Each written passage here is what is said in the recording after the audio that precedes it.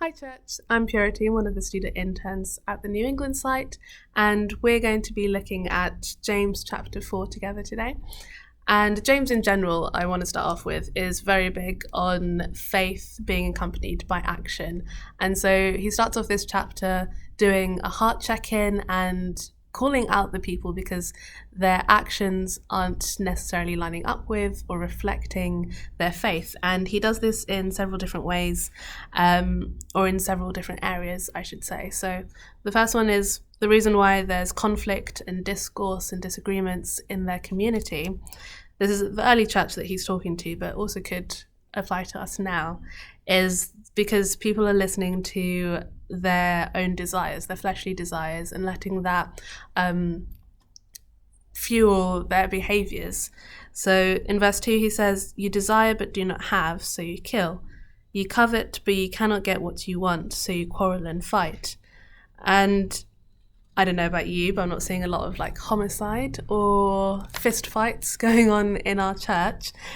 But so those words can seem quite strong, but it echoes what Jesus says in Matthew 5 when it comes to murder, that murderers will be subject to judgment, but also that anyone who is angry with a brother or sister will be subject to judgment as well. And so it's, again, a heart check-in in whether you're allowing that bitterness, that hatred to affect, really permeate into your heart and affect how you talk to and relate with those around you. And then he goes to call out their prayer lives as well. So you do not have because you do not ask God. There's a lack of prayer going on in certain people. Or when you ask, you do not receive because you ask with wrong motives, that you may spend what you get on your pleasures. So either there's a lack of prayer going on, or maybe for some, the prayer that is going on is deeply rooted in those desires, in those fleshly desires, in being selfish and self-indulgent and only seeking things of the earth and not God's will. And when Jesus teaches us how to pray, he talks about may your will be done, and hallowed be your name, our Father in heaven. And so the reason why the people aren't receiving is because even though they might really want something, it's not necessarily something that will glorify God's name or is of God's will, therefore they're not receiving. He then goes on to say that, calls them out and calls them adulterous people, because they are choosing the things of the world rather than God. And it's the same Old Testament language that God used through the prophets when he was talking to his people, and they were choosing to worship idols rather than worship God. They were committing adultery against their relationship with God. And this can still apply to us today, how often we put other things in front of God, pursuit of promotion or relationships or money, trying to serve many masters or two masters or the earth and God, when in reality it's all about God. But thankfully, James reminds us of the love and grace that God has for us. And even the words, he jealously longs for the spirit he has caused to dwell in us. And really just sitting on that and the truth of that God jealous with jealousy, God looks at us looking at other things, and God just wants to be with us and only us. And I just really love that.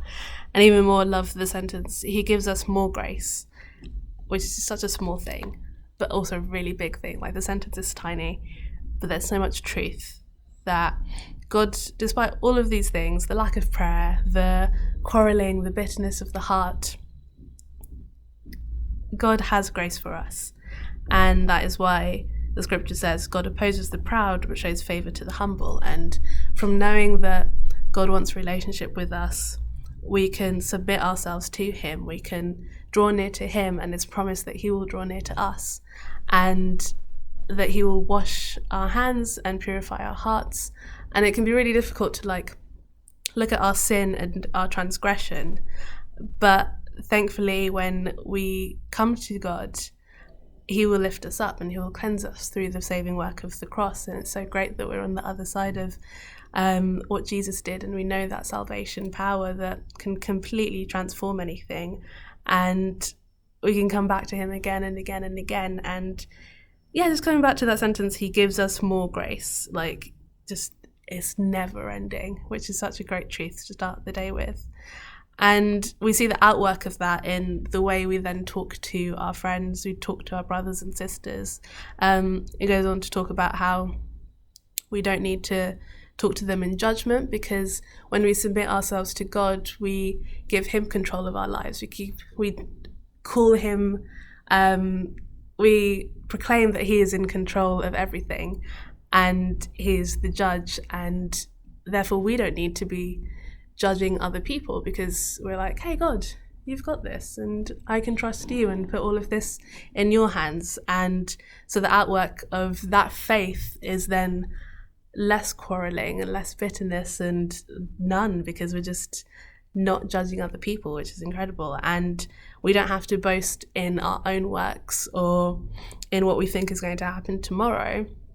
In the last section, verses 13 to 17, we don't have to boast about our own strength, because it comes back to submitting to God. When we do that, when we submit to him, we can boast in his strength, in his power and purpose and plans for our lives.